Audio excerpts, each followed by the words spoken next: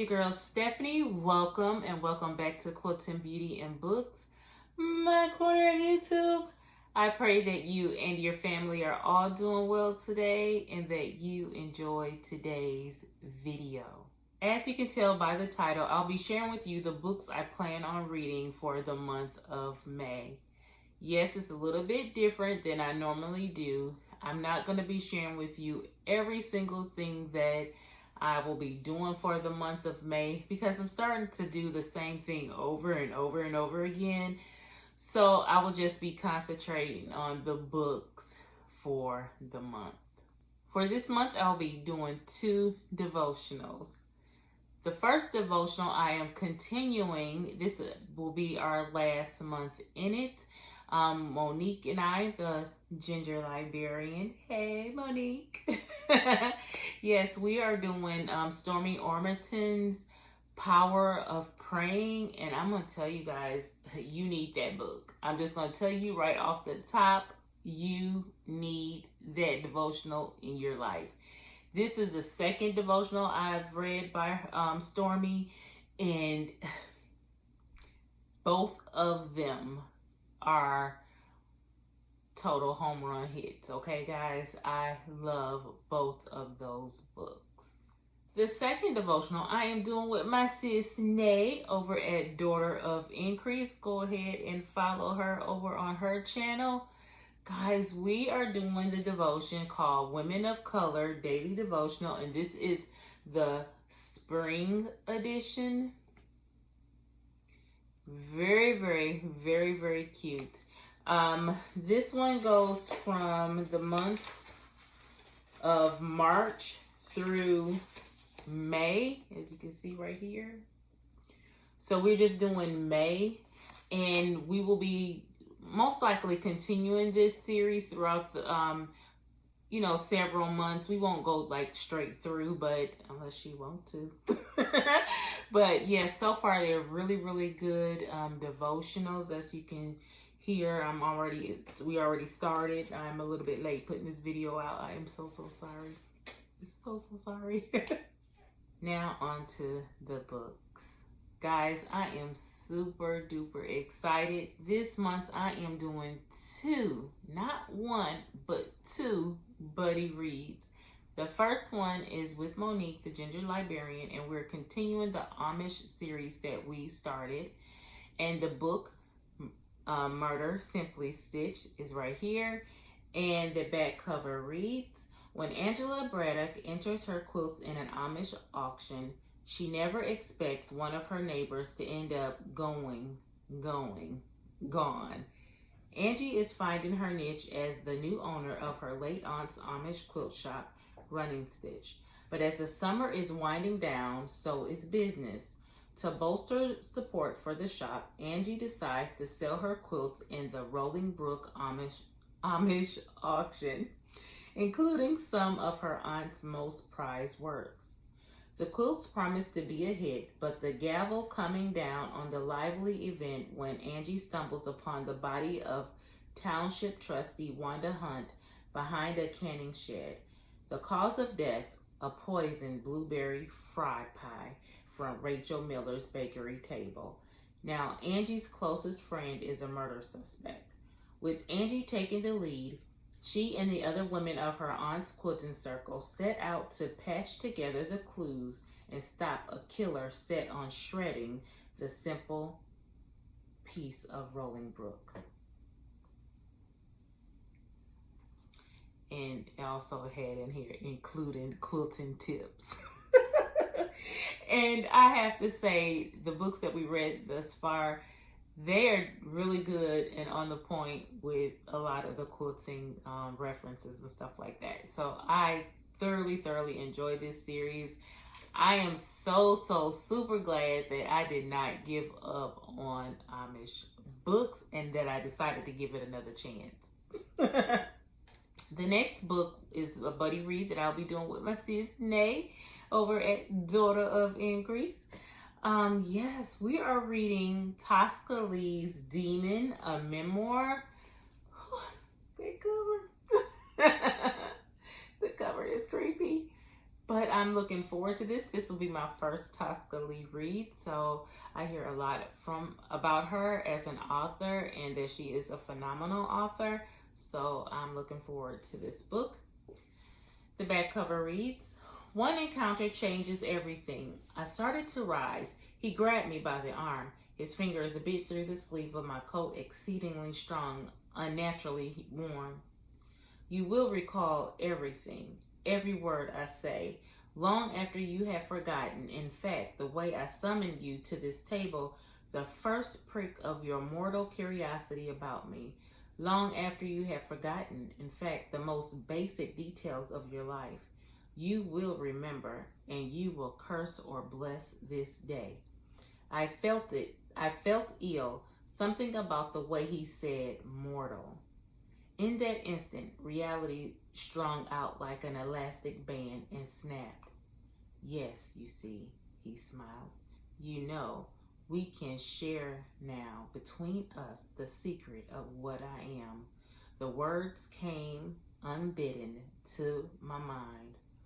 Fallen, dark spirit, demon." Okay. Again, that is Lee, Demon, a memoir. The next book is called Zapora, Wife of Moses, and it is by Mary Coulter.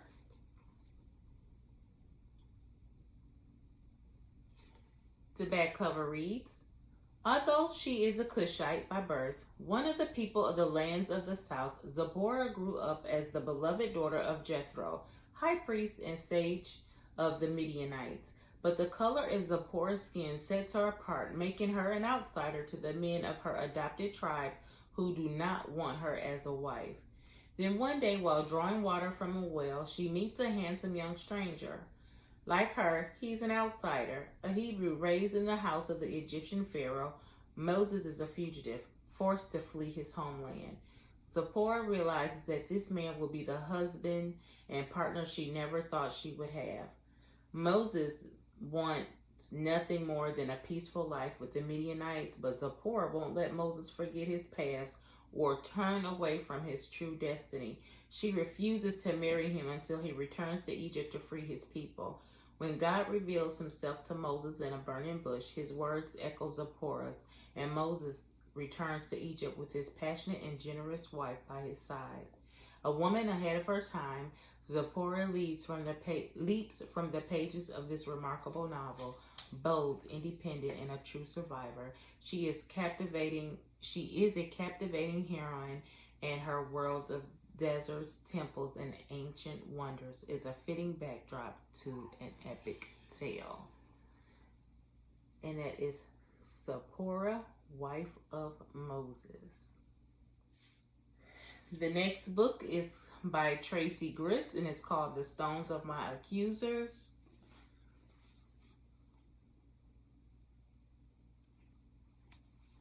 The back cover reads, "You're the one," Nathaniel had said. "You go and tell her. No stones." Rivka knows her own sin all too well. She knows the prophet's judgments against women like her, and still believes that prostitution doesn't even compare to the most secret and shameful incident of her past. Not even her best friend knows what she did. Only God knows.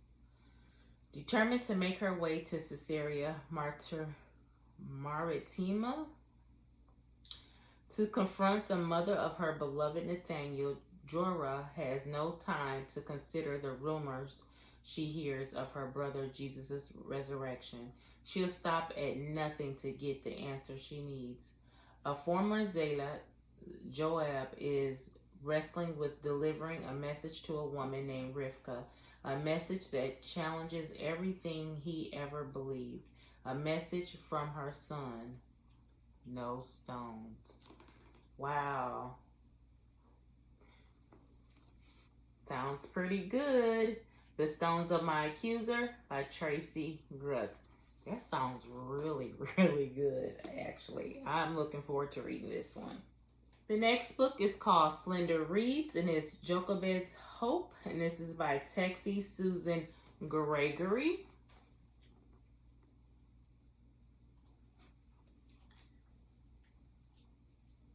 Jehoshavet's entire life had been a faith journey as she seeks her mother's God. The daughter of a Hebrew slave and master basket weaver, Jochebed, these names, Jehoshavet knows the story of her ancestor, but wonders if the Lord cares how they suffer under the hand of Pharaoh Ramses, and if the promised deliverance will ever really come. Ramses, warned of Egypt's destruction, vows to do whatever is necessary to protect his two great loves, Egypt and Nefertari, unaware that satisfying one will sacrifice the other. Shiphrah, the half-Egyptian midwife tasked to kill Hebrew male infants, yearns for a place to belong and remembers childhood memories of a merciful God. Doubts are a constant companion to Jehoshavet, but her foundation of faith leads her to defy the most powerful man. In the world in a deadly race to save her son and ultimately God's chosen people. Now, just by reading this alone, I am so already invested in this book. I love what I read on the back cover, and that is exactly what prompted me to get this book. I'm just really hoping it's everything that this back cover, reads about. Again, it's called Slender Reads, Jehoshavet's Hope. And who knows, hopefully by then I'll learn how to pronounce her name. The next book is by Angela Hunt and it's called Bathsheba, Reluctant Beauty. And this is part of her Dangerous Beauty series.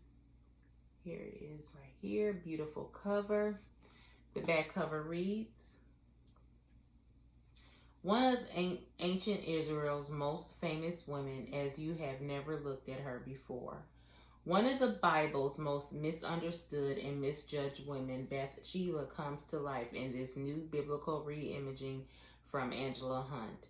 Combining historical facts with detailed fiction, this is an eye-opening portrayal that will have you reconsidering everything you thought you knew about her. After receiving God's promise of a lifelong reign and eternal dynasty,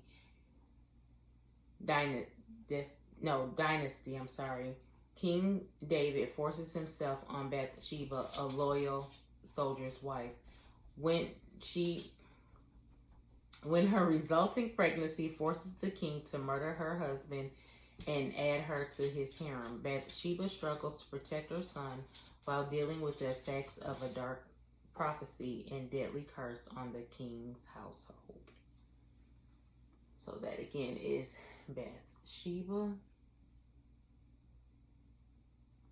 Now, I am looking forward to this one because my sis gave this one a 5-star. Well, I think that's her first Angela Hunt 5-star. And I will be comparing this story to Francine Rivers' version of Bathsheba. I'll put it on the screen what that book was called. Oh, I'm looking forward to reading this one.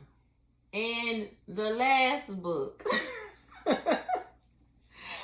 Finally, I am getting to book 2 of this series by Stephen Lawhead, and this is the A Bright Empire series, and this book is called The Bone House.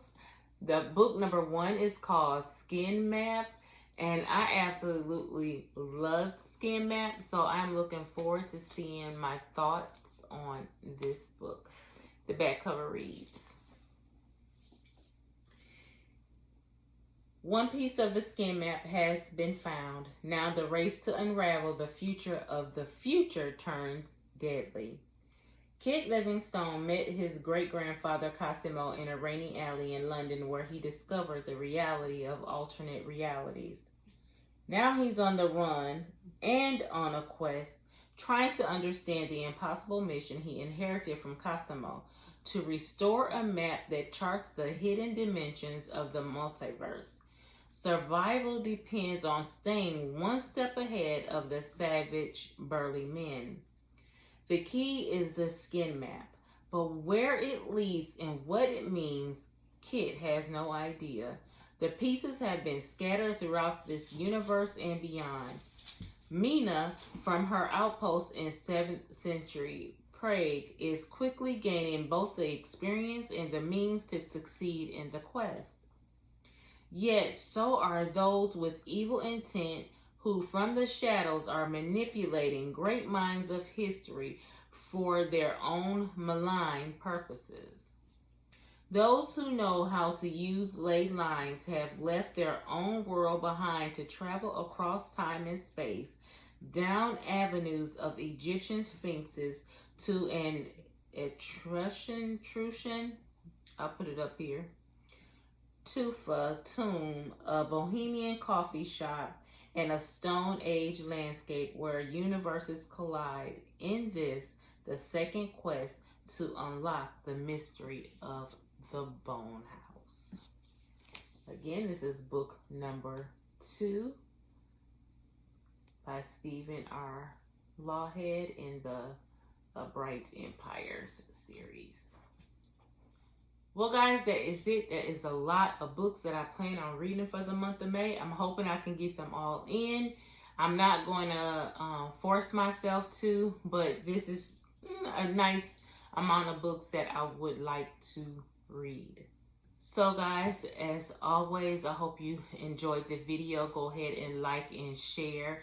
Follow me over on Goodreads and Instagram for right now, both with the handle Quilting Beauty and Books. Until the next video, guys, be blessed. Bye.